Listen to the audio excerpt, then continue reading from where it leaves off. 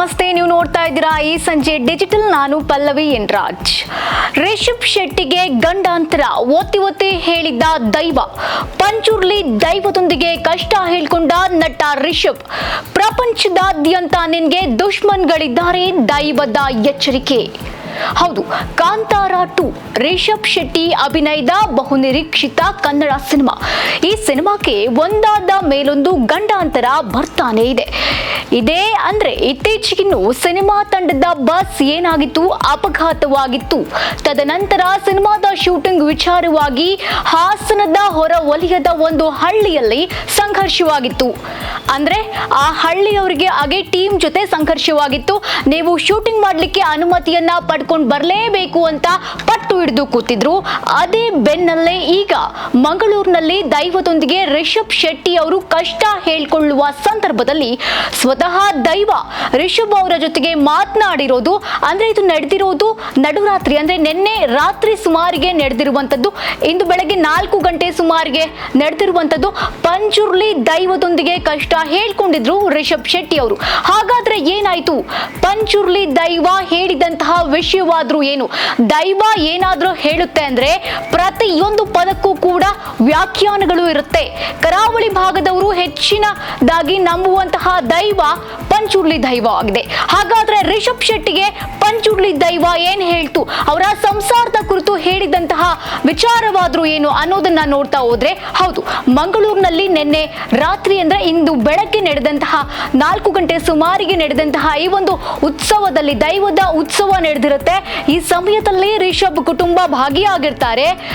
ಆ ನಂತರ ಪಂಚುರ್ಲಿ ದೈವ ಅಂದ್ರೆ ಪಂಚುರ್ಲಿ ದೈವದ ಬಳಿ ರಿಷಬ್ ಶೆಟ್ಟಿ ಅವರು ಏನೇನಾಗ್ತಿದೆ ತಮ್ಮ ಜೀವನದಲ್ಲಿ ಆ ಒಂದಿಷ್ಟು ವಿಚಾರವನ್ನ ಅಲ್ಲಿ ಹೇಳ್ಕೊಂಡಿರ್ತಾರೆ.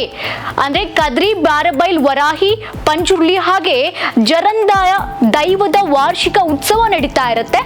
ಈ ಸಂದರ್ಭದಲ್ಲಿ ಉತ್ಸವದ ಕೊನೆಯಲ್ಲಿ ವರಾಹಿ, ಪಂಚುರ್ಲಿ ದೈವದ ಬಳಿ ರಿಷಬ್ ತಮ್ಮ ಕಷ್ಟವನ್ನ ಹೇಳ್ಕೊಳ್ತಾರೆ. ಆಗ ಸ್ವತಃ ದೈವ ಹೇಳುತ್ತೆ, ಏನ್ ಹೇಳುತ್ತೆ ದೈವ?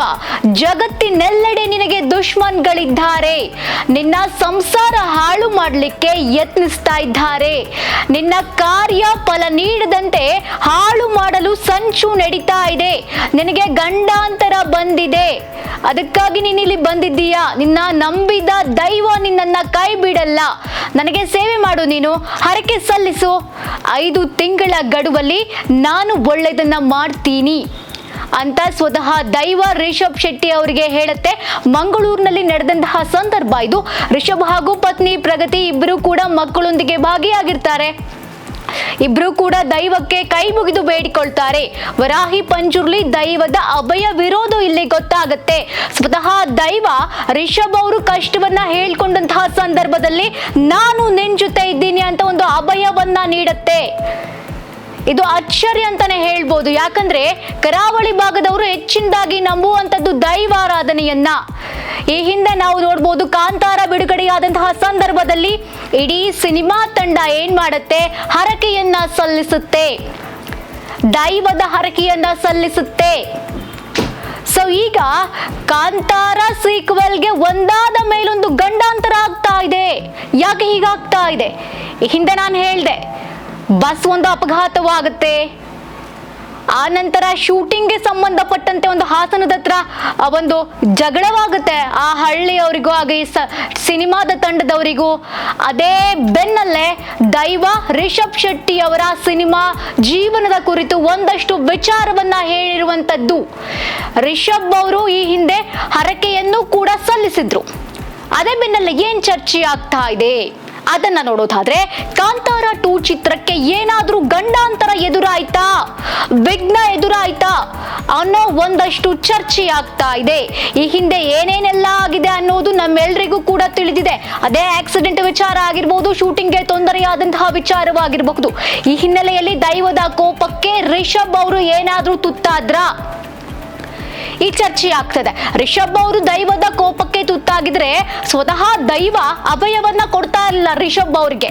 ಯಾಕಂದ್ರೆ ಕಾಂತಾರ ಅಂದ್ರೆ ಇಡೀ ಭಾರತೀಯ ಇಂಡಸ್ಟ್ರಿಗೆ ಗೊತ್ತು, ಕಾಂತಾರದ ಗತ್ತು.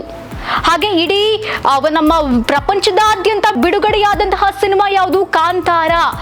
ಅಷ್ಟು ಒಳ್ಳೆಯ ಸಿನಿಮಾ, ಪ್ರತಿ ಮನೆಯಲ್ಲೂ ಕೂಡ ಎಲ್ಲರೂ ನೋಡಿದಂತಹ ಸಿನಿಮಾ ಯಾವುದು? ಕಾಂತಾರ ಸಿನಿಮಾ. ಇದೇ ಕಾಂತಾರ ಸಿನಿಮಾ ಬಿಡುಗಡೆಯಾದಂತಹ ಸಂದರ್ಭದಲ್ಲಿ ದೈವಾರಾಧಕರು ಮಾತನಾಡಿದ್ರು, ಈ ರೀತಿ ಮಾಡಬಾರ್ದು ಅಂತ. ಯಾಕಂದ್ರೆ ನಾವು ಸೋಷಿಯಲ್ ಮೀಡಿಯಾ ಅಂತೂ ಓಪನ್ ಮಾಡಿದ್ರೆ ಗೊತ್ತಾಗಬಹುದು, ಈ ಒಂದು ದೈವಾರಾಧನೆಗೆ ಸಂಬಂಧಪಟ್ಟಂತ ಸಾಕಷ್ಟು ರೀಲ್ಸ್ಗಳನ್ನ ನೋಡ್ತಾ ಇರ್ತೀವಿ, ಕಂಟೆಂಟ್ಗಳನ್ನ ನೋಡ್ತಾ ಇರ್ತೀವಿ. ಆ ಸಂದರ್ಭದಲ್ಲಿ ಆಗಿತ್ತು. ಸೊ ಏನ್ ಮಾಡಿದ್ರು ದೈವಾರಾಧಕರು? ರಿಷಬ್ ಶೆಟ್ಟಿ ಇದ್ರ ಬಗ್ಗೆ ಮಾತಾಡ್ಬೇಕು ಅಂತ ಕೇಳ್ಕೊಂಡಿರ್ತಾರೆ. ಹಾಗಿರ್ಬೇಕಾರೆ ಇಡೀ ಕಾಂತಾರ 2ಗೆ ಏನಾದ್ರೂ ಗಂಡಾಂತರ ಎದುರಾಯ್ತಾ? ಈ ಒಂದು ಚರ್ಚೆ ಆಗ್ತಾ ಇರುವಂತದ್ದು. ಪದೇ ಪದೇ ಯಾಕೆ ಹೀಗಾಗ್ತಾ ಇರೋದು? ಈ ಸಿನಿಮಾಕ್ಕೆ ಯಾಕೆ ಹೀಗಾಗ್ಬೇಕು? ರಿಷಬ್ ಶೆಟ್ಟಿಗೆ ಯಾಕೆ ಹೀಗಾಗ್ಬೇಕು ಅನ್ನೋ ಅನುಮಾನ ಎಲ್ರಿಗೂ ಇದೆ. ದೈವ ಇಬ್ಬರಿಗೂ ಕೂಡ ಅಭಯವನ್ನ ನೀಡಿದೆ. ರಿಷಬ್ ಶೆಟ್ಟಿ ಅವರಿಗೆ, ಪ್ರಗತಿ ಅವರಿಗೆ, ಹಾಗೆ ಮಕ್ಕಳಿಗೆ, ನಾನು ನಿಮ್ಮೊಂದಿಗೆ ಇರ್ತೀನಿ, ನಿಮ್ಮ ಸಂಸಾರವನ್ನ ಹಾಳು ಮಾಡ್ಲಿಕ್ಕೆ ಯಾರು ಯೋಚಿಸ್ತಾ ಇದ್ದಾರೆ. ದೈವ ಹೇಳೋ ಪ್ರತಿ ಪದದಲ್ಲೂ ಕೂಡ ವ್ಯಾಖ್ಯಾನಗಳನ್ನ ನಾವು ನೋಡಬಹುದು. ಯಾಕಂದ್ರೆ ಈ ಸಿನಿಮಾಕ್ಕೆ ಯಾರಾದ್ರೂ ಕೆಡುಕನ್ನ ಮಾಡ್ತಾ ಇದ್ದಾರಾ? ಸಿನಿಮಾ ಮಾಡೋ ಪ್ರತಿ ಹಂತದಲ್ಲೂ ಈ ಹಿಂದೆ ರಿಷಬ್ ಶೆಟ್ಟಿ ಅವರು ದೈವದ ಮೊರೆ ಹೋಗಿದ್ರು. ಹೀಗಿರುವಾಗಲೇ ಯಾರು ಕೆಡುಕನ್ನ ಮಾಡಲು ಟ್ರೈ ಮಾಡ್ತಾ ಇದ್ದಾರೆ. ಯಾರು ಟ್ರೈ ಮಾಡ್ತಾ ಇದ್ದಾರೆ ರಿಷಬ್ ಶೆಟ್ಟಿಗೆ ಕೆಡುಕನ್ನ ಮಾಡ್ಲಿಕ್ಕೆ? ನಾನು ನಿನ್ನ ಜೊತೆ ಇರ್ತೀನಿ ಅಂತ ದೈವ ಅಭಯ ನೀಡಿದೆ. ನನಗೆ ಸೇವೆಯನ್ನ ಮಾಡು ನೀನು ಅಷ್ಟೇ, ಮುಂದೆ ನಿನ್ನ ಕಷ್ಟದ ಜೊತೆ ನಾನಿರ್ತೀನಿ, ನಿನ್ನ ಕುಟುಂಬವನ್ನ ನಾನು ಕಾಪಾಡ್ತೀನಿ, ಇಡೀ ನಿನ್ನ ಕುಟುಂಬಕ್ಕೆ ನಾನು ನಿಂತಿರ್ತೀನಿ ಅಂತ ದೈವ ಅಭಯವನ್ನ ಕೊಟ್ಟಿದೆ. ತುಳುನಾಡಿನ ದೈವಾರಾಧಕರು ಕೂಡ ಈ ಹಿಂದೆ ಆಕ್ರೋಶವನ್ನ ವ್ಯಕ್ತಪಡಿಸಿದ್ರು ಅಂತ. ಅದೇ ಬೆನ್ನಲ್ಲೇ ಯಾಕೆ ಹೀಗೆಲ್ಲ ಆಗ್ತಾ ಇದೆ ಅನ್ನೋ ಚರ್ಚೆ ಪ್ರಾರಂಭವಾಗಿದೆ. ರಿಷಬ್ ಶೆಟ್ಟಿ ಅವರೀಗ ದೈವದ ಮುಂದೆ ಶರಣಾಗ್ಬಿಟ್ಟಿದ್ದಾರೆ ಕಂಪ್ಲೀಟ್ ಆಗಿ. ದೈವದ ಮುಂದೆ ತಮ್ಮ ಕಷ್ಟ ಕಾರ್ಪಣ್ಯ ಎಲ್ಲವನ್ನೂ ಕೂಡ ರಿಷಬ್ ಶೆಟ್ಟಿ ಹೇಳ್ಕೊಂಡಿದ್ದಾರೆ. ಏನೇನಾಗ್ತಿದೆ ತಮ್ಮ ಜೀವನದಲ್ಲಿ, ಯಾರು ಕೆಡುಕನ್ನ ಮಾಡ್ಲಿಕ್ಕೆ ಟ್ರೈ ಮಾಡ್ತಿದ್ದಾರೆ ನನಗೆ ಗೊತ್ತಾಗ್ಬೇಕು ಅಂತ ಕೇಳಿದಂತಹ ಸಂದರ್ಭದಲ್ಲಿ ದೈವ ಹೇಳುತ್ತೆ, ಯಾರು ಕೆಡುಕನ್ನ ಮಾಡ್ತಾ ಇದ್ದಾರೆ ಈ ಸಂದರ್ಭದಲ್ಲಿ ನಾನು ಹೇಳಲ್ಲ, ನನಗೆ ಶರಣಾಗು, ನನ್ನ ಸೇವೆಯನ್ನ ಮಾಡು, ತದನಂತರ ಎಲ್ಲವೂ ಹಂತ ಹಂತವಾಗಿ ನಿನಗೆ ಗೊತ್ತಾಗುತ್ತೆ ಅಂತ ಹೇಳ್ತಾ ಇದ್ದಾರೆ. ದೈವದ ಬೆಂಬಲ ಬೇಕೇ ಬೇಕು ಅಂತ ರಿಷಬ್ ಶೆಟ್ರು ಮಾಡಿರುವಂತದ್ದು. ಅದರಂತೆ ದೈವ ಕೂಡ ನಿನ್ನ ಎಲ್ಲಾ ಕಷ್ಟವನ್ನ ನಾನು ನೋಡ್ಕೊಳ್ತೀವಿ ಅಂತ ಹೇಳಿರುವಂತದ್ದು. ಕರಾವಳಿ ಭಾಗದಲ್ಲಿ ದೈವವನ್ನ ಜನ ಬಹಳ ನಂಬ್ತಾರೆ. ದೈವ ಹೇಳೋ ಪ್ರತಿ ಒಂದೊಂದು ಪದದಲ್ಲೂ ಕೂಡ ಒಂದೊಂದು ಅರ್ಥವಿರುತ್ತೆ, ಒಂದೊಂದು ವ್ಯಾಖ್ಯಾನವಿರುತ್ತೆ. ಆ ಸಂದರ್ಭದಲ್ಲಿ ದೈವ ರಿಷಬ್ ಅವರಿಗೆ ಅಭಯವನ್ನ ಕೊಟ್ಟಿದೆ. ದೈವ ಕೊಟ್ಟಿರುವಂತಹ ನುಡಿಗಳನ್ನ ರಿಷಬ್ ಶೆಟ್ರು ನಡೆದುಕೊಂಡಿದ್ದಾರೆ. ದೈವ ಕೊಟ್ಟಿರುವ ಮಾತಿನಂತೆಯೇ ರಿಷಬ್ ಶೆಟ್ಟಿ ಅವರು ನಡೆದುಕೊಂಡಿದ್ದಾರೆ. ಈ ವಿಚಾರವನ್ನ ಕೇಳಿ ರಿಷಬ್ ಶೆಟ್ಟಿ ಅವರ ಅಭಿಮಾನಿ ವಲಯದಲ್ಲಿ ಆತಂಕ ಸೃಷ್ಟಿಯಾಗಿರೋದು. ಬಟ್ ದೈವ ಅವರ ಜೀವನದಲ್ಲಿ ಆಗ್ತಿರುವಂತಹ ಪ್ರತಿಯೊಂದು ಘಟನೆಯನ್ನ ನಾನು ಸರಿ ಮಾಡ್ತೀನಿ ಅಂದಿರೋದ್ರಿಂದ, ಎಲ್ಲವನ್ನ ನೋಡ್ಕೊಳ್ತೀನಿ ಅಂದಿರೋದ್ರಿಂದ ರಿಷಬ್ ಶೆಟ್ಟಿ ಅವರಿಗೆ ಧೈರ್ಯ ತುಂಬಿದ ಹಾಗೆ ಆಗಿದೆ. ಈ ಹಿಂದೆ ಕಾಂತಾರ ಬಂದಾಗಲೂ ಕೂಡ ನಾವು ನೋಡಬಹುದು ರಿಷಬ್ ಶೆಟ್ಟಿ ಹಾಗೆ ಇಡೀ ಚಿತ್ರತಂಡವೇ ಸೇರಿಕೊಂಡು ದೈವದ ಹರಕೆಯನ್ನ ತೀರಿಸಿತ್ತು. ಸೊ ರಿಷಬ್ ಶೆಟ್ರು ನಂತರ ಯಾವಾಗ ಹರಕೆಯನ್ನ ತೀರಿಸ್ತಾರೆ, ಇವತ್ತು ದೈವ ಹೇಳಿರುವಂತಹ ಹರಕೆಯನ್ನ ಯಾವಾಗ ತೀರಿಸ್ತಾರೆ? 5 ತಿಂಗಳ ಕಾಲ ಒಂದು ಕಾಲಾವಕಾಶ ಇರುವಂತದ್ದು. ಅದನ್ನು ಕೂಡ ನಾವು ಕಾದ್ ನೋಡ್ಬೇಕಾಗಿದೆ.